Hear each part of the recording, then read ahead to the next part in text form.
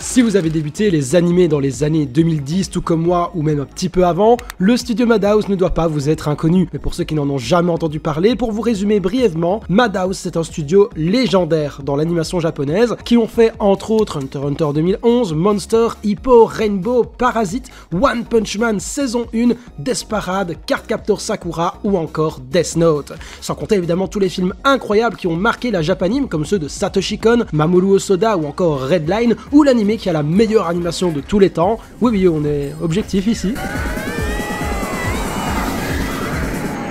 Mais bref, ce que je souhaite vous dire ici, c'est que même si d'autres studios ne sont clairement pas en reste, Madhouse fait partie des plus prestigieux de la Japanimation. Pourtant, il est possible que ces dernières années, le studio ait été pas mal oublié. La raison est que depuis 2018 avec Sora Yorimo Toibasho, ils ont rien fait de notable. Des animés qui ne sont pas vraiment terribles, des suites qui survivent grâce à leur fanbase déjà installée depuis leur première saison, ou encore des animés expérimentaux qui certes trouvent leur niche sans être de véritables acclamations, et on a carrément des abandons de certaines renvoyé à d'autres studios. Depuis la création du studio, ou au moins les années 2000, je suis vraiment pas certain qu'il ait connu des périodes aussi creuses que depuis 2018. À tel point que ceux qui ont commencé les animés durant ces 6 dernières années n'ont peut-être même pas vraiment entendu parler de Madhouse, pas en bien en tout cas. Et pourtant, sorti de nulle part, tel le Messie, un animé a définitivement marqué les esprits en devenant l'un des animes les plus appréciés dans la communauté, avec une animation grandiose, une réalisation exceptionnelle qui fait l'unanimité, bref, un espoir non pas que pour le studio Madhouse, mais bien pour la Japanimation tout entière, et cet animé, c'est Soso no Frieren.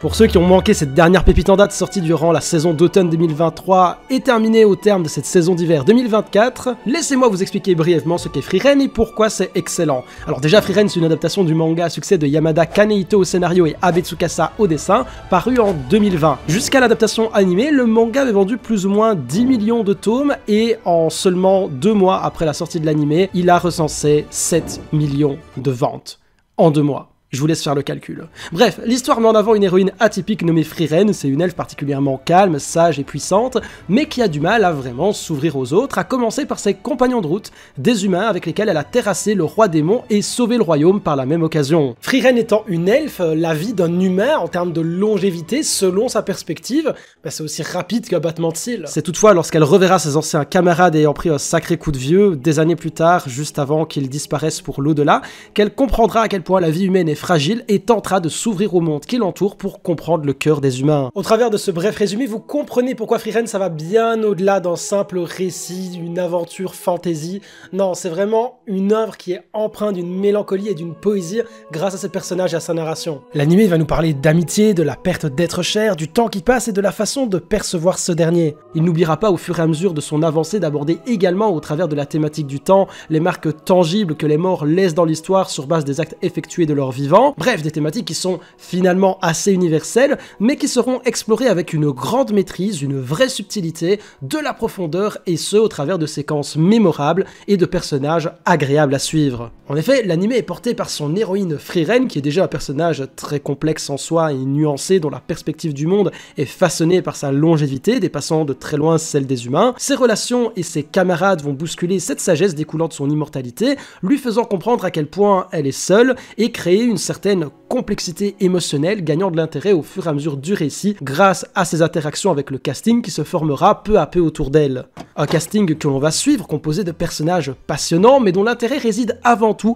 dans leur alchimie et leurs interactions qui, en plus d'apporter beaucoup de fraîcheur, d'humour et des émotions à chaque épisode, sont véritablement plus vrais que nature. L'anime propose donc une écriture absolument exceptionnelle, déjà sur son univers en décrivant avec brio plusieurs éléments de celui-ci et en les enrichissant subtilement avec des informations parsemées aussi bien dans les dialogues que dans les visuels. Les personnages sont brillants et je vais pas revenir en long et en large dessus, mais Frieren mériterait une vidéo à elle seule. L'écriture est également très poétique avec des introspections intéressantes sur certains personnages, évoquant des idées parfois profondes sur lesquelles sont posés des mots particulièrement justes, nous faisant également réfléchir nous-mêmes sur bien des aspects de notre existence. La mort, la fragilité de la vie humaine, l'empathie et j'en passe. Frieren nous honore également d'une narration exceptionnelle dont on reviendra un petit peu plus tard grâce évidemment à son écriture, mais aussi grâce à ses musiques et à son esthétique visuelle qui, à ce niveau, vraiment est juste irréprochable. L'animation, aussi bien au terme de Sakuga, d'acting, de chara-design, de musique, de background, j'ai beau regarder épisode après épisode en étant particulièrement critique et en cherchant la petite bête, mais non, je vois juste rien à redire là-dessus. Donc en soi ici je vous apprends peut-être rien, surtout si vous avez vu par vous-même la série,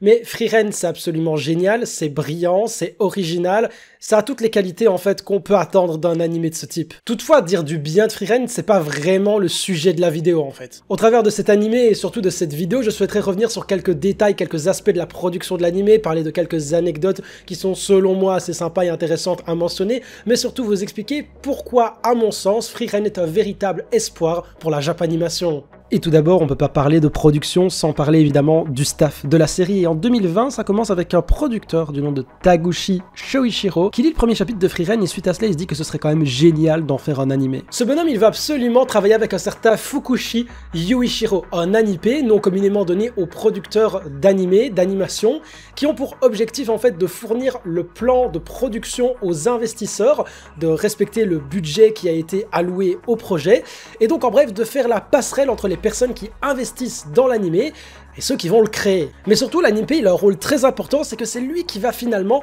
rassembler les talents créatifs autour du même projet, c'est lui qui va devoir chercher les bons chara-designers, les bons animateurs, les bons réalisateurs pour participer à la production de l'animé, et ça a un rôle absolument capital. Et Fukushi Yuichiro, il a produit One Punch Man saison 1, qui a rassemblé les meilleurs animateurs sur le marché, donc autant vous dire que le mec il a le bras long, et ça c'est particulièrement important. Important pourquoi? Parce que quand t'es suffisamment influent en tant qu'animé et que t'arrives à attirer les bonnes personnes, d'autres talents vont vouloir aussi bosser avec ces personnes, et de fil en aiguille tu peux rassembler sur une production une équipe de véritables monstres de l'industrie, comme par exemple Yutaka Nakamura, animateur de renom, comme Shingo Yamashita, ou encore Takase Akiko, l'animatrice en chef de Violet Evergarden. Un autre exemple est celui de Takashi Nakame, un autre animé qui était sur Frieren, parce que non, Fukushi n'était pas le seul. Ce gars-là, il a réussi à ramener des personnes comme Shinji Otsuka, qu'on n'avait plus vu ailleurs que sur des films du studio Ghibli depuis des années.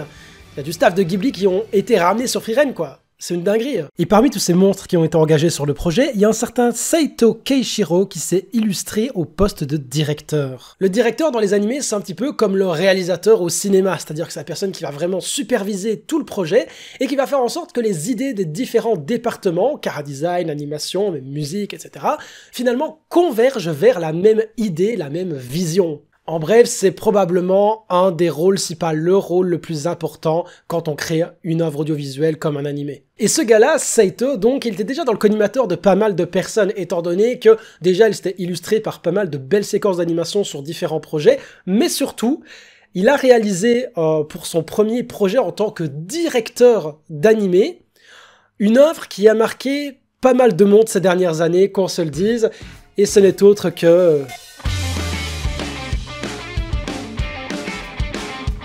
Et oui, on parle ici de Bocchi The Rock et inutile de revenir sur à quel point Bocchi c'est incroyable à tous les niveaux. Ici, je veux surtout mettre en lumière un point commun entre Bocchi et Frieren qui me saute aux yeux lorsque je visionne ces deux animés. C'est que ces deux-ci ont une véritable envie d'aller jusqu'au bout des choses, de proposer un contenu parfait aux spectateurs et surtout, il y a une volonté d'outrepasser les standards actuels des animés, aussi bien dans la qualité globale de production, mais aussi dans les idées créatives et innovantes de mise en scène et de réalisation. Et ça, je pense qu'on le doit avant tout à Saito. Il a fait un énorme travail sur la réalisation de Frieren et a su déléguer, suite à son planning fort chargé, les bons éléments aux bonnes ressources talentueuses qui l'ont accompagné, comme Ayaka Tsuji, qui a réalisé le premier épisode, ainsi que Tomoya Kitagawa, qui a réalisé le second. Ils ont pu s'approprier la série ultra rapidement et délivrer un travail homogène malgré leur singularité dans leur propre style, et ce grâce aux directives et à la gestion de Saito. J'étais pas dans le staff de l'anime, mais j'ai l'impression que Saito a géré vraiment son équipe et la réalisation globale de Frieren avec une certaine minutie, mais surtout un jusqu'au boutisme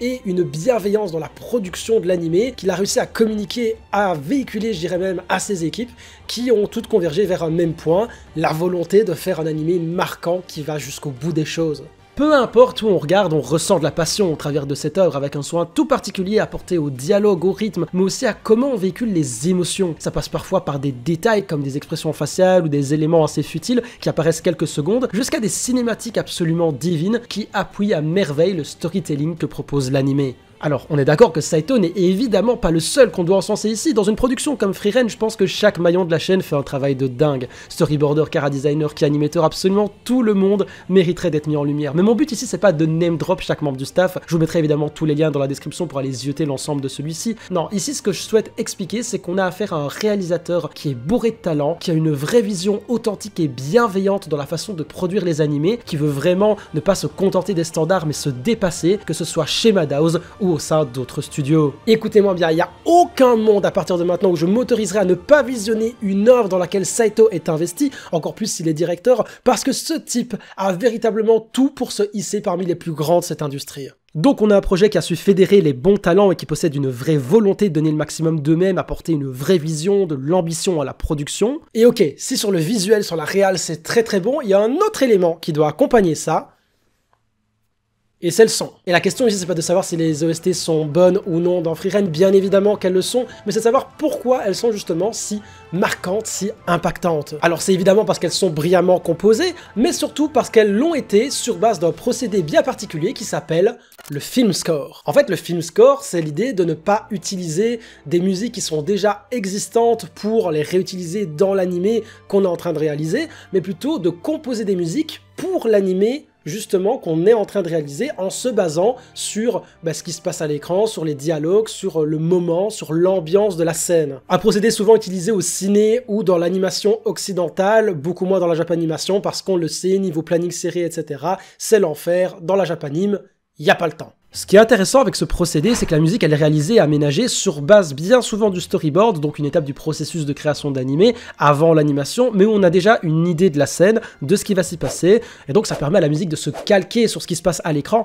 et non l'inverse pour une meilleure harmonie, un meilleur timing, qui permettra in fine d'accentuer l'impact émotionnel des scènes diffusées. Et ça c'est incroyable parce que la musique dans un animé, ça fait partie de son esthétique, l'esthétique c'est de la narration, et donc si ta narration est bonne, ça fait que ton animé globalement, il a de très fortes chances d'être bon. CQFD, Frieren est incroyable. Alors ils ont pas fait ça pour tous les épisodes, vous emballez pas, mais on a pu retrouver ce procédé à plusieurs reprises au travers de ceux-ci, et dans les faits, histoire d'être un petit peu plus précis, c'est Shoji Hata, le réalisateur sonore, qui a envoyé à Evan Cole, un artiste américain à qui on doit les musiques de Frieren, les storyboards qui comprenaient les lignes de dialogue, etc. Et donc Evan Cole, ça lui a permis d'arranger les OST, comme j'ai dit tout à l'heure, en fonction des différentes situations. Et ce procédé, attention, il n'est pas nécessaire pour qu'un animé soit bon, mais ça peut apporter un véritable plus. Bon, attention, je suis pas d'élu, c'est pas parce que Saito a voulu utiliser ce procédé et qu'il a été mis en place pour Frieren et que ça a marché que tout le monde va se mettre à utiliser le film score, pas du tout, mais je me dis que si certains réalisateurs ont une vision bienveillante comme celle de Saito